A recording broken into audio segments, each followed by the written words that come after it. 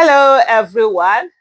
I'm sure if you follow the trend, on social media, you see that a lot of things have been going on, especially with this declaration by the Trump's administration, where Nigeria has been listed amongst countries of particular concern. And then you've seen a lot of, conversation that has also been going on, and there are issues, talk of invasion, military coming in, and all manner of things. I'm just sitting here and I'm like, oh Lord, have mercy. It's all over the place. And the way there is this anger, there is on some part there's happiness, on another part there's anger, there is fighting amongst people. And I'm just looking and I'm thinking, Lord have mercy. Really?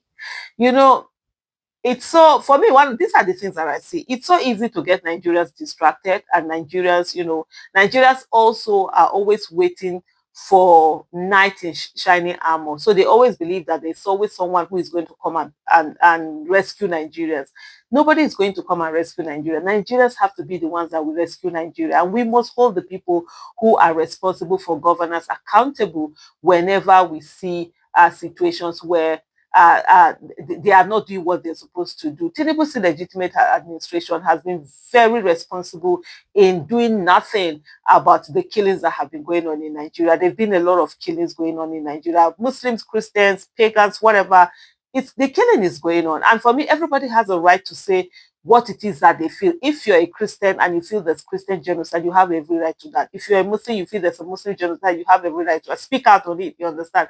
Take the issues on. There are people who are supposed to protect lives. I don't see Christians, I don't see Muslims, I see people, I see Nigerians, I see human beings.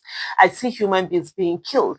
And for me, it's never about what tribe you are or what tribe you are not. It's the fact that a human being has been killed. And whenever one human being is killed, it's as if all of us have been killed. There's something that we lost in the way that you look at this thing. You have to mourn, you have to feel it. And we've had situations whereby terrorists, especially with Tinubu's legitimate administration, it's almost as if they have found this new feeling of, what should I call it, encouragement, audacity. They own the place, as seen, the way they go on. You're seeing peace talk that is being done. You're seeing terrorists coming in and doing show of force. People have been killed anywhere. They're destroying whatever they want to destroy. They're arresting people. They're kidnapping people. They're taking people away. On and on and on, it's been going on. What has Tinubu's illegitimate administration done about it? Nothing. Absolutely nothing. We've been crying that people have been killed again and again and again. But guess what? Are they doing anything about these killings? No, they're not doing anything about these killings. They don't care. Nothing happened. And then now they designate Nigeria a country of particular concern. All of a sudden, so the illegitimate government can actually talk about Nigerian killings that are going on. They can talk about the fact that Christians are being killed. They can talk about the fact that Muslims are being killed. Also now they know that Muslims are being killed. Oh, before they didn't know that Muslims are being killed. They didn't know that Christians are being killed. When Nigerians were talking and they turned their back and they didn't do anything. And I see those who are like ecstatic. Yes, America is now coming to invade Nigeria. Okay, so when they are invading Nigeria, so when they now shoot, let's even assume. For me, first of all, of this talk about invasion, I just feel it's just bloody talk, right? It's just talk that they're talking, because many countries have been designated country of particular interest. Why has America not entered them?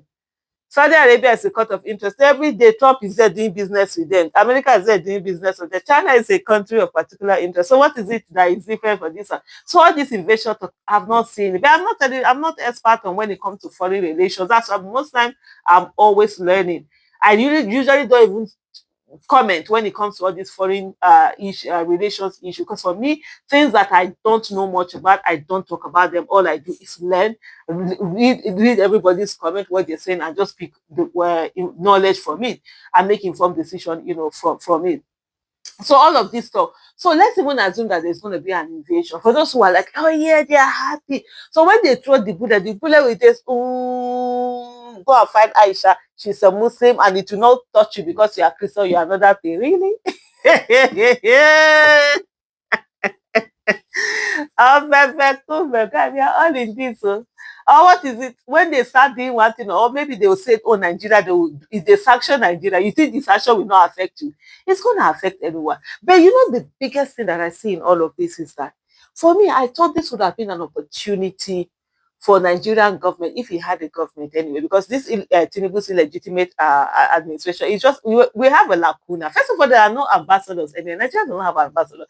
This guy has done over 2 years up till now, no ambassadors. Your ambassadors are supposed to be your spokespersons, you understand, in the different countries where you now be dealing with the government of those countries. Nigeria, a whole Nigeria does not have anything. They left it to Daniel Boala and what's that one that calls himself table shaker? I don't know whether he's whatever shaker he is now. I don't even know what it is. Reno Mokri is the one that Nigeria they have been speaking.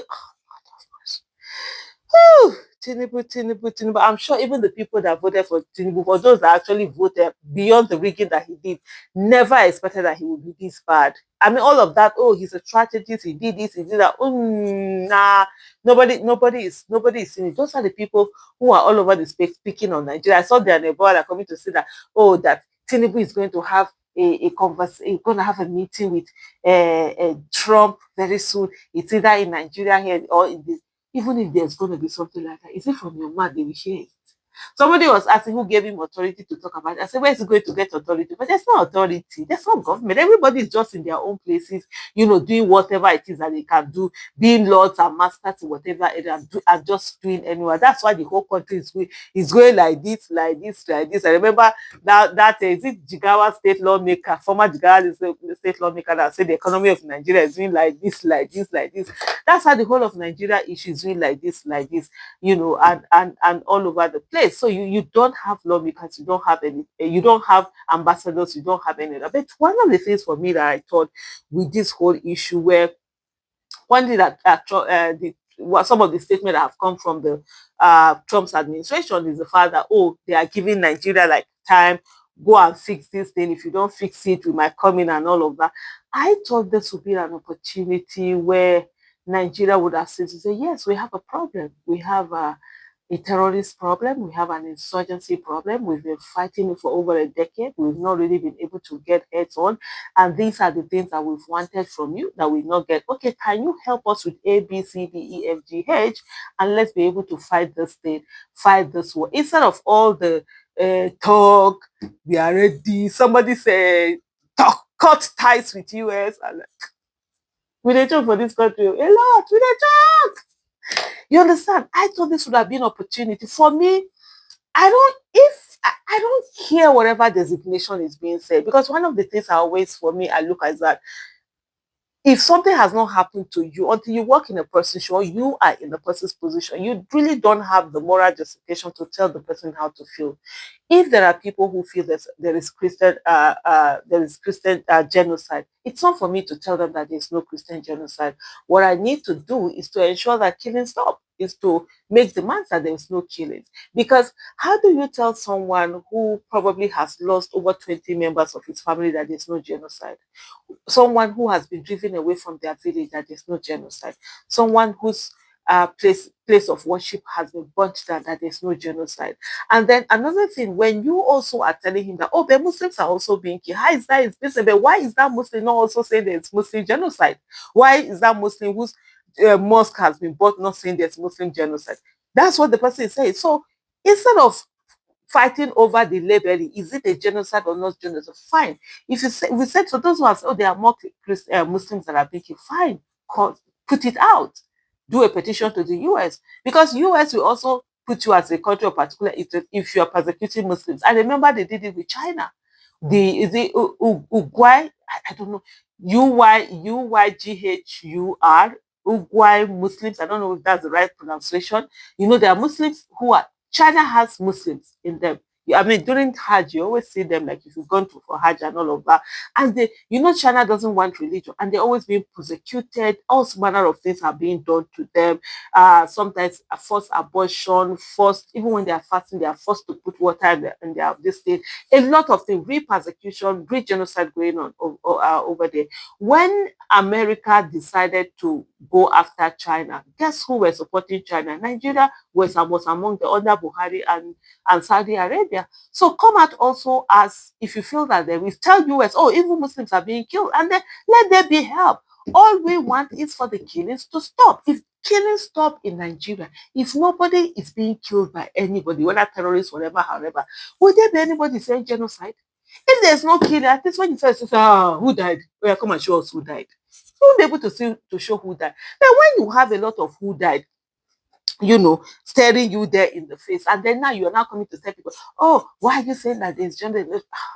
I thought this was an opportunity that Nigeria would have had to actually ask the international community for help and say, look, this thing has gone beyond us. What can you do to help us stop it? It could be in terms of arms, it could be in terms of intelligence, it could be in terms of a lot of things, except, of course, if they don't want this atrocity to end. There are people who agree. Of course, there are people who are benefiting from the fact that there's insurgency and people are being killed. And honestly, shame on them. Thank you so much for watching.